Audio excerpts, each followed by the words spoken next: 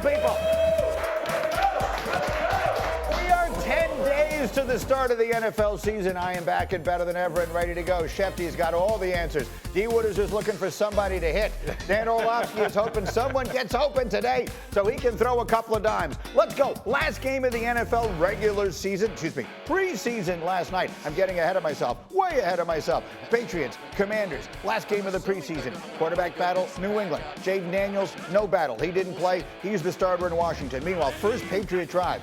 Jacoby Brissett goes down and hard. Schefter, this looked bad. It did. He came up grimacing. You saw how much pain he was in. I thought it was going to be worse than it was, but after the game, Maye said he could have come back. All right, so hopefully that's not a bad injury. Meanwhile, Dan, Drake Maye looked quite good. This is 3rd and 14.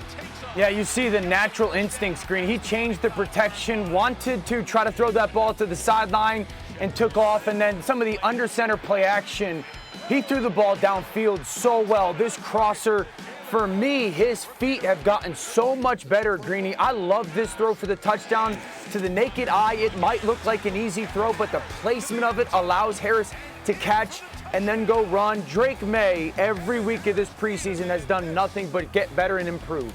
He was 13 of 20 last night, 126 yards. The Commanders, you see there, the final score 20-10, but that's not what matters. What matters is what we saw on the field. And Louis Riddick, whose eye for this stuff is as good as anyone's, had this very simple tweet after the game last night. Start Drake Maye. D. Wood, what do you think of that? He brings something that Jacoby Brissett just doesn't bring to the table. Like you saw it last night, the playmaking ability, the arm talent, all of that. The only thing I worry about is the offensive line. You saw Jacoby Brissett just take that vicious hit coming off the edge. I think that's one position that you worry about, but he's played better than Jacoby Brissett. He's like, you could see, like as Dan said, he's gotten better and better. So I would agree. I would start Drake Maye. Dan, all we talked about leading up to the draft, coming out of the draft, was this kid is one you're going to have to be patient with. Don't rush him out onto the field. Don't make him go out there and do things before he's ready to. And now here we are after 3 preseason games, and we're talking about starting Drake Maye. What do you think? Couldn't pay me enough to start Drake Maye. I wouldn't do it, and I wouldn't let anybody convince me otherwise. I got a lot of love for Louis. Here's my stance on this. If we're looking at it through the prism of Drake Maye, when it comes to his development, I've loved it.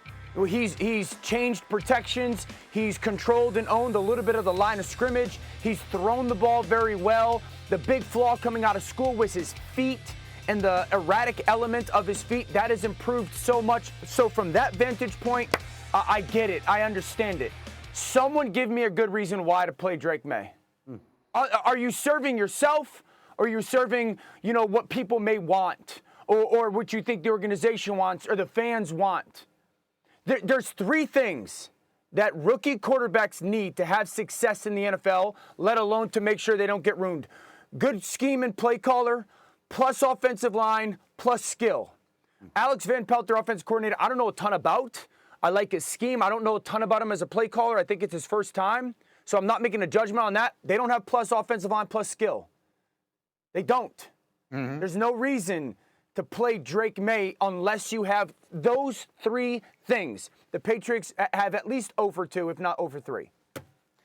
Listen, Maye has emphasized that this is a competition, and he keeps saying that. And I think everybody expected all along that it was going to be Jacoby Brissett to open the season and that they would bring along Drake Maye when he's ready.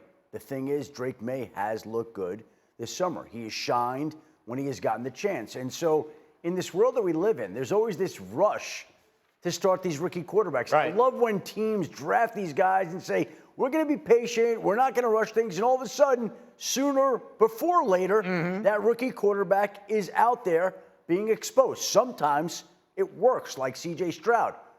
More often than not, it doesn't. Now, Maye said that he wanted to make a decision by Tuesday. So the next 24, 48 hours, we should be hearing about the Patriots starting quarterback. My first question is, are we sure that Jacoby Brissett is okay physically from the hit he took last night? After the game, Maye said he could have come back in the game. Not an issue. So assuming that's not an issue, he then can go ahead and make a decision And do you want to start a rookie in Cincinnati Right. first week? Look, to me, I would not make that decision based upon the health of Jacoby Brissett either. Correct. At the end of the day, you've got to do what is in the best interest in the long term of your young quarterback. So we're going to see the first pick start. We're going to see the second pick start. We're waiting to see a decision on the third. In the meantime, we are exactly 10 days, people, from NFL kickoff. So we've put together 10 big questions today, and the first one is the obvious big one in Pittsburgh. Who's going to be the quarterback?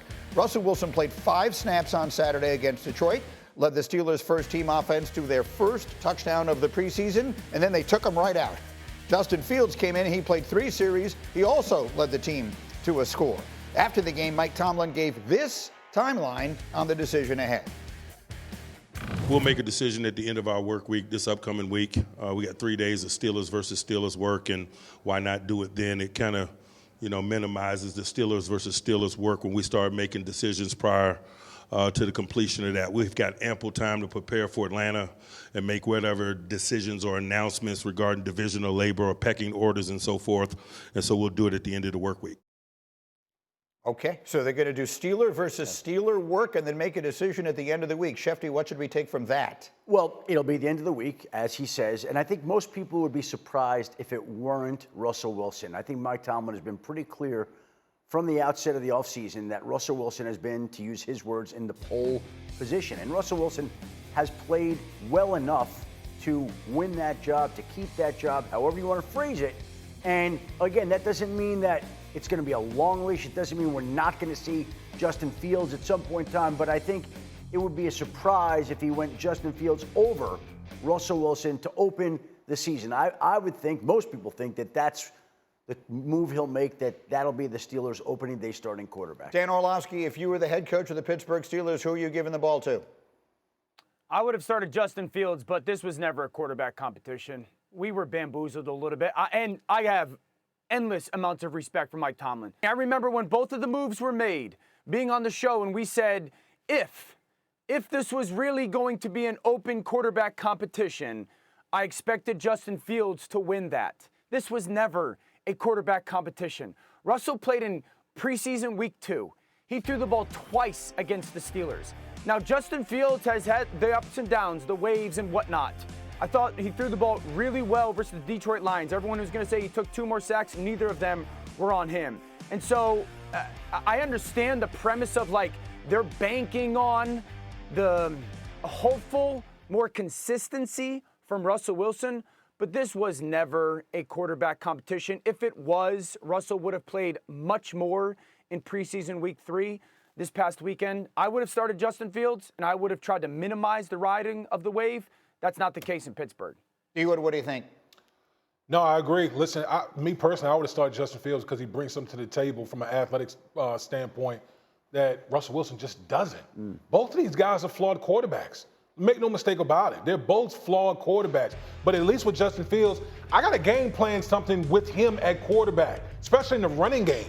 You don't have anything to game plan against with Russell Wilson. He is who he is. And he's not, in my opinion, he's not going to get any better. So, like Dan said, I think this was never a quarterback competition. Russell Wilson was always going to be the guy. But me personally, I would have started Justin Fields.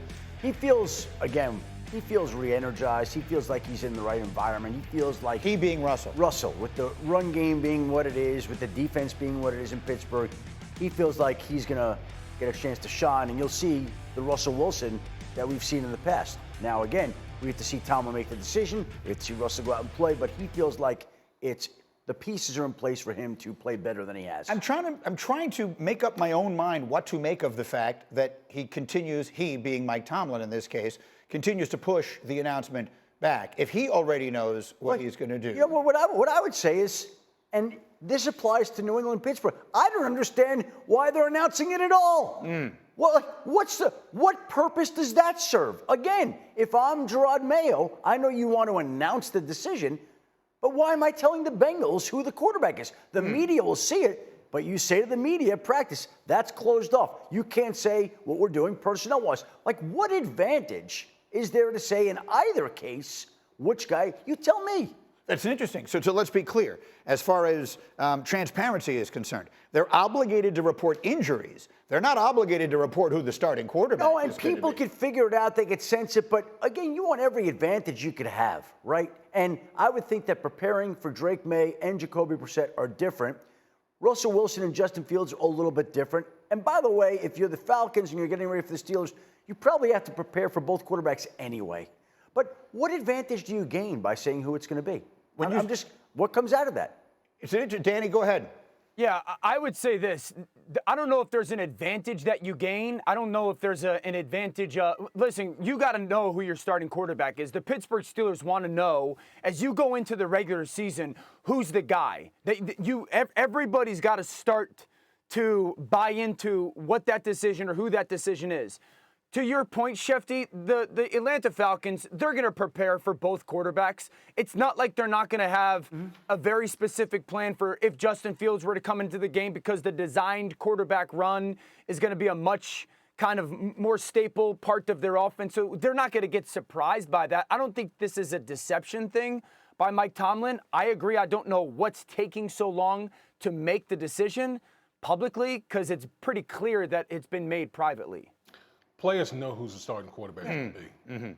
All you got to do in practice. Everything is a dead giveaway in practice by reps and all that. The players know. We're not obligated to know. Right. But the players on their respective squads know who's going to be the starting quarterback week 1. So we'll see. So they're on their way to making a decision, and maybe on their way to making it public. That was big question number 1, 10 days from the start of the season. Here comes number 2. We're going to Dallas. The big question is whether or not CeeDee Lamb will be with the Cowboys for their opening game on the road week 1 against the Browns. CeeDee Lamb entering the last year of his deal. He still hasn't reported. Time is ticking away. And listen to Jerry Jones' choice of response when asked for an update over the weekend. I don't have any updates, but we are near the season starting. Have you seen him or his representation? Listen, I got a lot of things to talk about. I'm only talking about who's here. Okay, so look, this has stopped being cute, right? I mean, a month ago I said, oh, maybe we've got a story in Dallas. I'll try and make it into something here, but obviously they'll get this thing done. And Schefter, we are less than 2 weeks away from them being on the field for their first regular season game. Oh, by the way, against what might have been the best defense in the NFL last year. And he's still not signed, and Jerry doesn't sound like it's close. August 26th today is. Right. August 26th. The two sides are roughly, I don't know the specifics, about $1 million a year apart. How hard can it be to bridge that difference, to get one of the most valuable players in football back into the fold less than 2 weeks before the start of the regular season, and Dallas has to take on the Cleveland Browns? We're talking about $1 million. If you're the Dallas Cowboys, puff up the last few years, inflate the average salary, get the guy in camp, and get it done. They're not that far apart. I would have thought this deal would have been done weeks ago.